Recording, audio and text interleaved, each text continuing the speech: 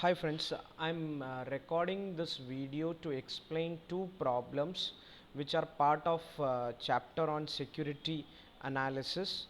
Uh, this is more of a kind of a theory oriented chapter where we have areas like fundamental analysis, technical analysis, and a lot of theories are there based on technical analysis. So I have anyway covered this in detail in my theory based chapter, but I wanted to focus on only these two problems which are there, which have been tested in exams in the past. So I just thought maybe I'll cover this. I'm not covering it as part of regular classes because it may not be a big value addition from my side.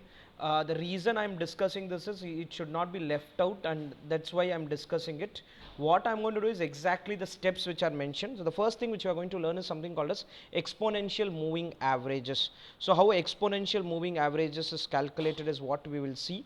So for calculating exponential moving average, what we see is we look at the past movements of Sensex. For example, it is 12,000, then so let's take as Nifty, then it became 11,400, 11,800, 12,500, 13,000, 13,500, 14,000, comes back to 12,500. So somewhere these could be the possible values, and some analysis on this is what you're going to do in exponential moving average. So what you do is you look at the values which are there, and there will be something called as an EMA, exponential moving average, at the beginning of the day, or the previous EMA will be there. So you capture that. So find the difference between the current value and previous EMA.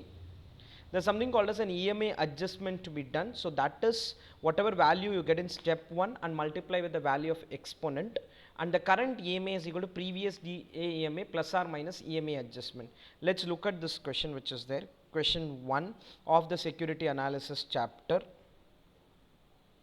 So I'll start capturing this data. So working note 1, computation of exponential moving average, that's what we are required to do. So let's take day. I'll capture the days when the market is there, or let me capture the date.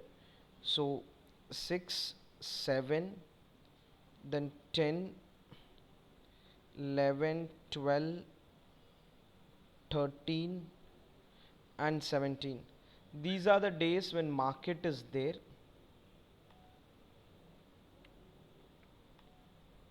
So we have captured the dates.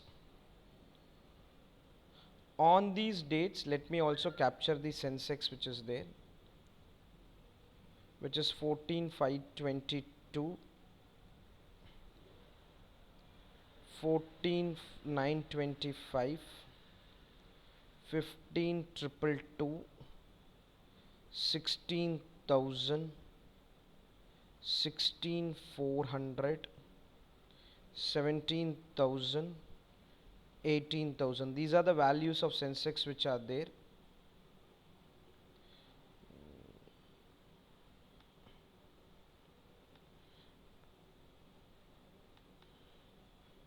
So then previous day EMA. EMA basically represents exponential moving average, which at the beginning, the 30-day simple moving average of Sensex can be assumed as 15,000. I have something called as EMA adjustment, which is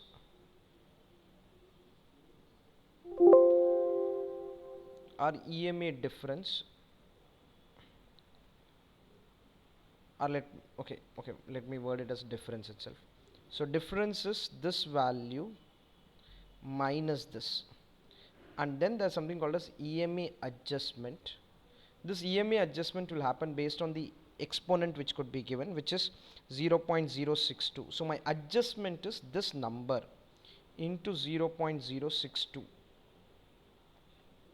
Let me make this as 2 decimals. So round this into 0.062. So the EMA adjustment is, so I started with 14,522. The previous day EMA was 15,000. The difference is 478. On that I have done into 0.062, and the new EMA, or technically the closing EMA, is this plus this, which is, again let me make it two decimals, 14970.36. so that will be the new EMA which is there. Now for this, the EMA is this.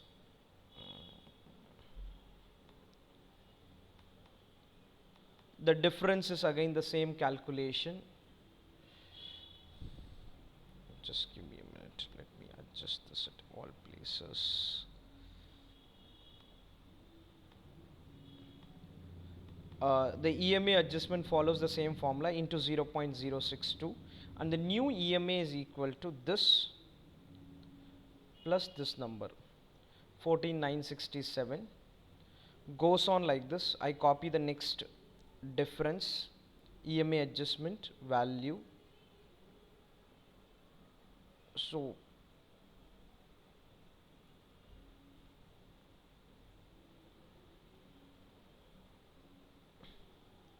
this is how EMAs are calculated. I started with these values. Previous DA EMA, the opening EMA was given in the question.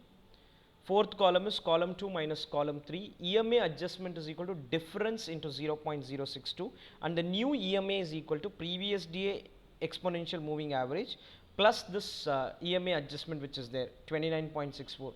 Goes on like this. Copy this.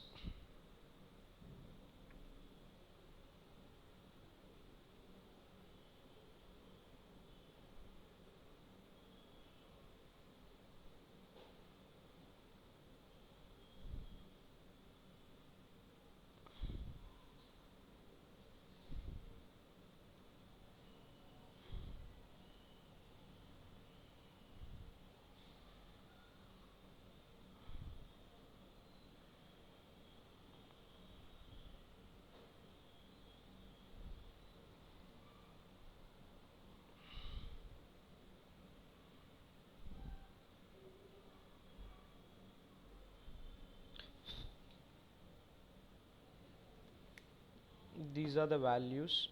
Keep copying them.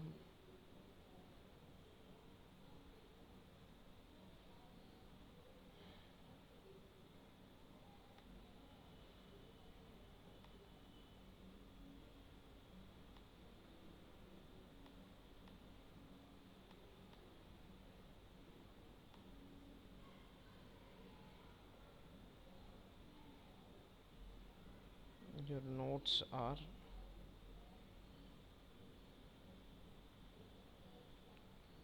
difference equal to column 2 minus column 3, EMA adjustment equal to column 3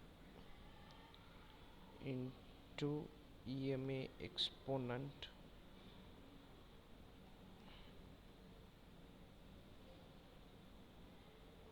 new EMA is equal to column 3 plus column 5. Sometimes it can get subtracted.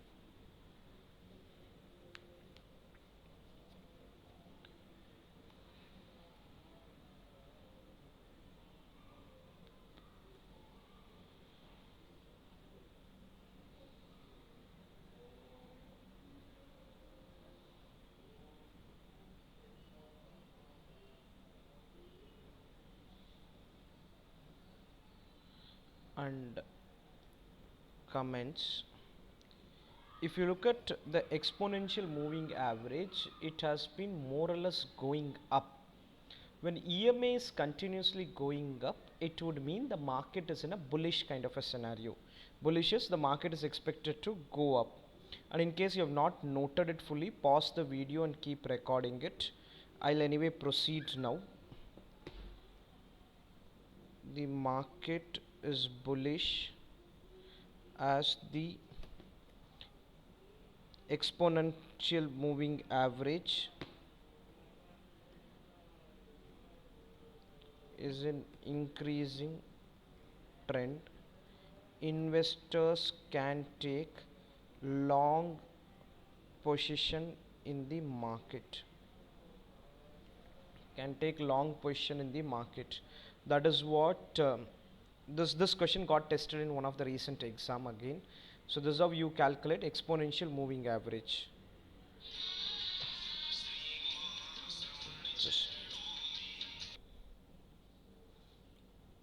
okay, I'll then move to the second part, which is testing the market efficiency. This is also one approach to basically indicate whether the market movement is in a strong form of efficiency or it is in a weak form of efficiency. So if it's a strong form of efficiency, what happens is we will understand that the market is expected to then keep going up or keep coming down. If it's in the weak form of efficiency, it will basically a random movement. It will either keep going up, it will go up and then may come down again, may again go up, may again come down. So that form of efficiency is called as weak form of efficiency. A strong form of efficiency is one where there is an expectation that market will go in one trend.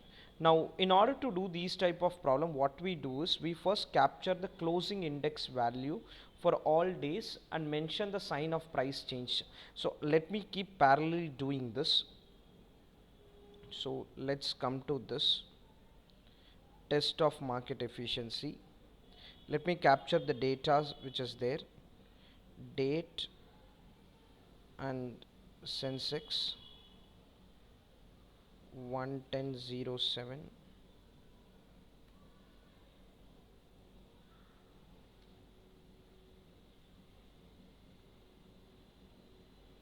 03,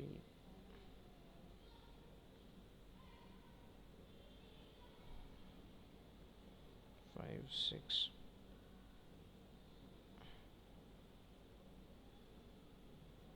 8, 9, 10, 11, 12, 15, 16, 17, 19, 22, 23, 24, 25, 29, 30, 31. These are the various days. Sensex is 2800, 2780, 2795, 2830, 2760, 2790, 2880, 2960, 2990, 3200, 3300, 3450, 3360, 3290, 3360, 3340,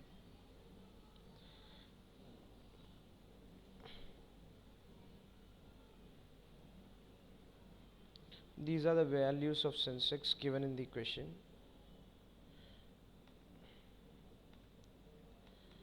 Now what I need to do is I have to capture sign of change.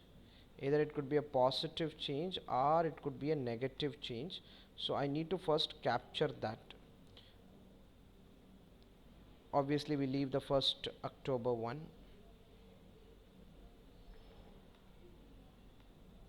So this market has fallen, market has gone up, market has again fallen, gone up, up, up, up, up, up, fall, fall, up, fall, fall, fall, fall, up. I think this is what it is.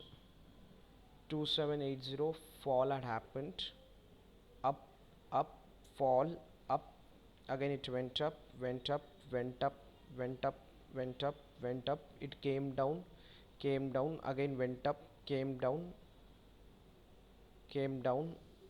down, down and up. So capture till this.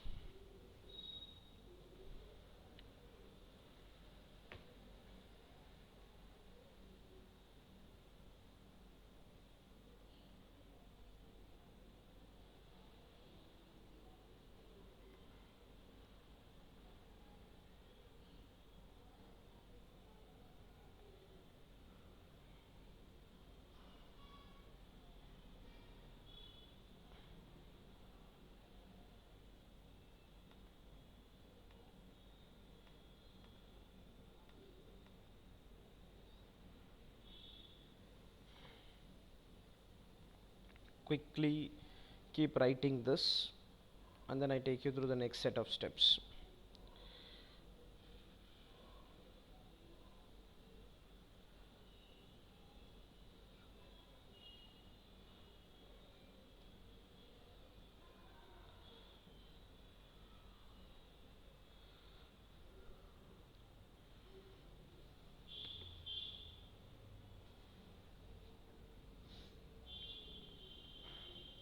I'll anyway be just explaining the steps which are there. So we have found out this. Keep noting this.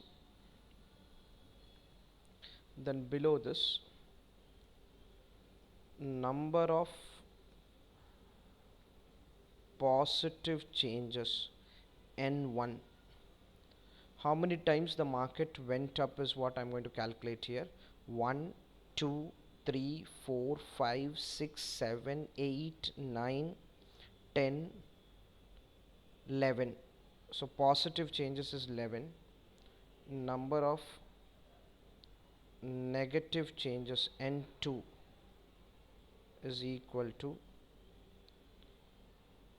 1, 2, 3, 4, 5, 6, 7, 8. So up movement 11 times, down movement 8 times. Positive changes is 11 and negative changes is 8. So I do that, and also I do something called as number of absolute changes, are basically number of times the market has moved from positive to negative. So number of sign of price changes, technically called as R,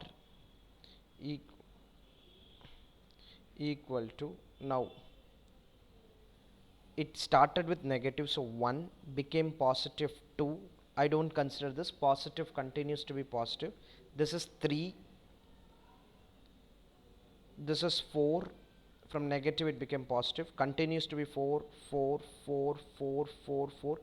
Positive became negative 5, 6, 7, 8. So 8 times from negative we became positive, or from positive we became negative, and put together that was 8. I'll again explain this. Started with minus, became plus, so 2, continues to be plus, continues to be 2, became minus 3, plus 4, plus continues to be 4, continues to be 4, continues to be 4, continues to be 4, continues to be 4, continues to be 4, became minus 5, continues to be 5, plus 6, became 7, continues to be minus and 7, continues to be minus and 7, continues to be minus and 7, and then became plus, so it is 8. Now there are series of steps to be followed. I am not getting into the formula part of it. I will calculate something called as mu r. There's a formula for this. We'll end up calculating this. So I'm writing the formula and doing that calculation. Let me copy the formula from here.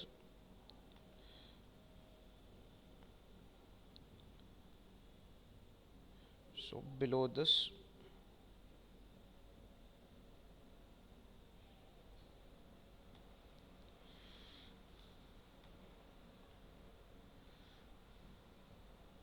just give me some time.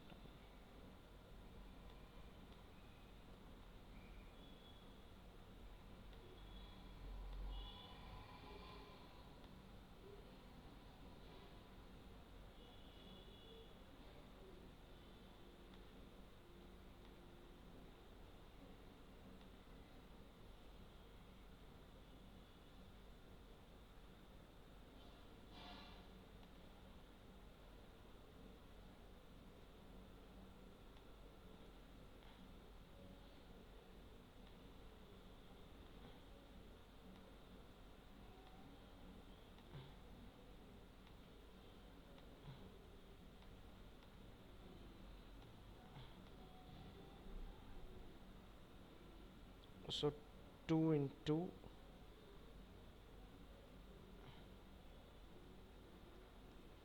11 into 8 divided by 11 plus 8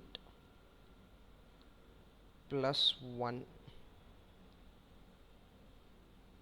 This is the formula 2 into 11 into 8. So if I apply from a formula point of view, 2 into 11 into 8 divided by 19, and I add a 1 to it, which is 10.26.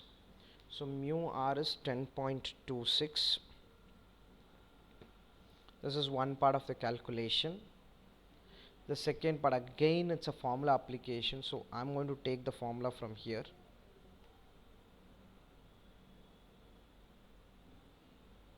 Standard deviation.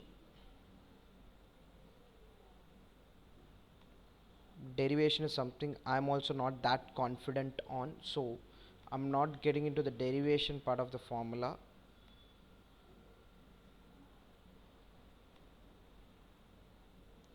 We're just going to apply this formula.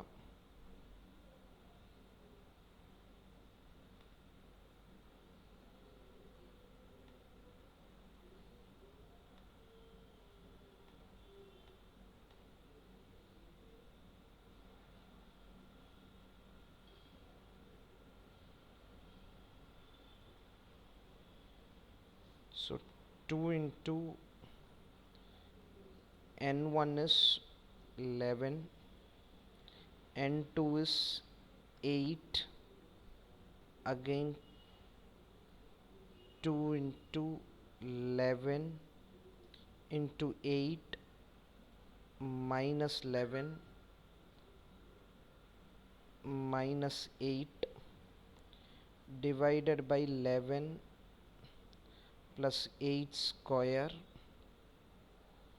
into 11 plus 8 minus 1. This is the formula to be applied.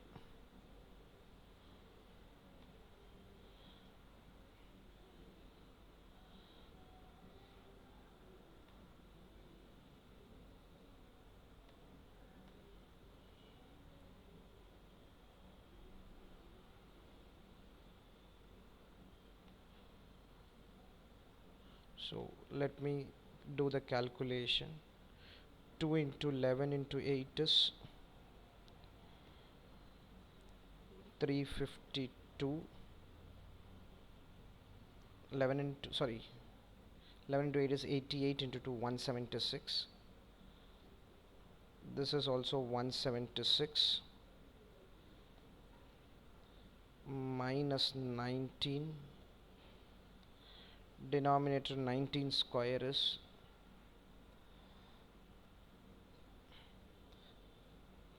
361. 11 plus 8 minus 1 is 18.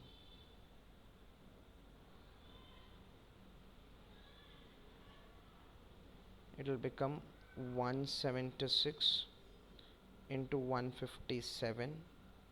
Denominator is 361 into 18. So this number is 6498. The top number is 27632.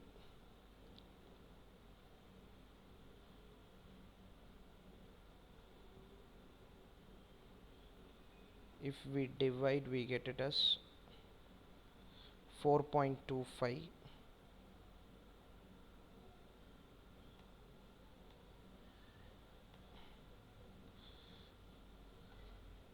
Insert square root.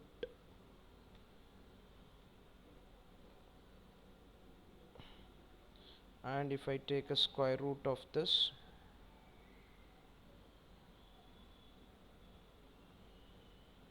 we'll get as 2.06. 2.06. Let me check the calculation again. 2 into 11 into 8 into 2 into 11 into 8 minus 11 minus 8, which is 176 into 157. Denominator is 19 square, which is 361 into 18. So 361 into 18 denominator, correct. 176. Okay, so capture till this should be right. Mu r and standard deviation r.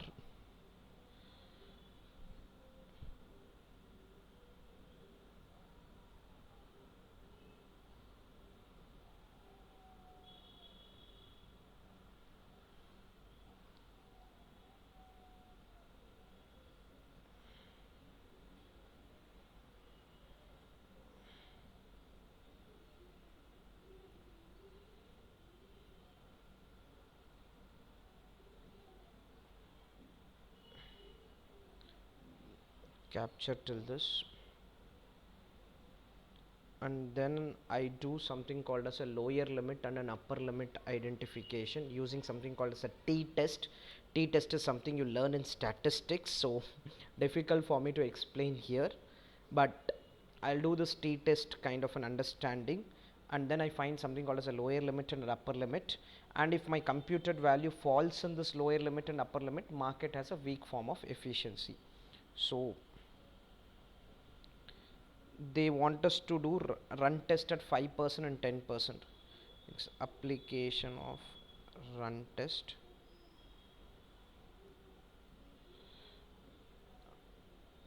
insert particulars, test at 5%, test at 10%.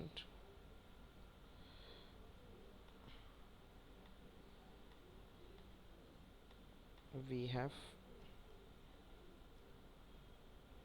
lower limit and upper limit, lower limit and upper limit.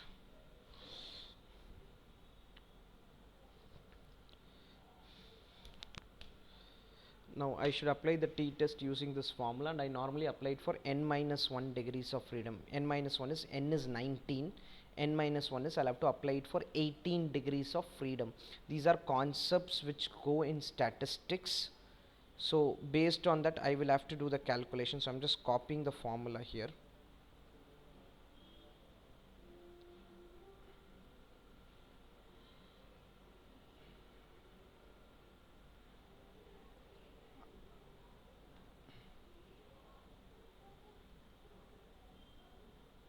Let me note the formula here.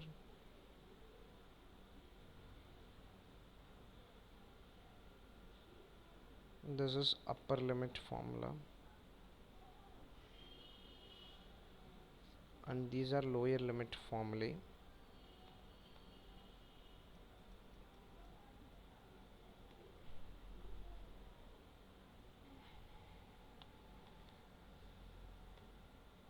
So the mu r is 10.26 minus this number was 2.06, and t value for 5% and 18 degrees of freedom,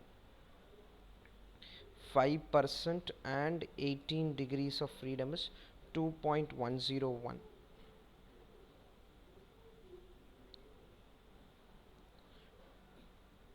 10.26 minus 2.06 into 2.101, that is 10.26, 2.06 into 2.101, and once we subtract this we get it as 5.93. Once the subtraction is done, you get it as 5.93. Let me work with 2 decimal.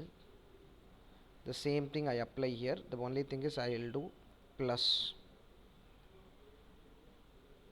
If I do a plus here, it will become 14.59. 5.93 and 14.59. This is if I do it at 5%, then I do it at 10%. When I do it at 10%,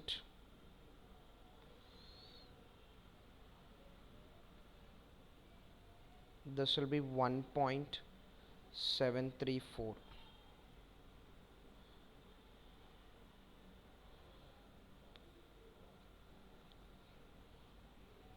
6.69, and if I add it, 13.83.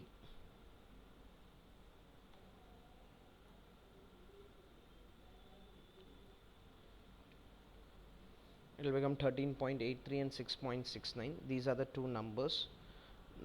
And for the other one it was 5.93 and 14.59. Now value of R, the R is the absolute amount of changes which had happened, which was 8.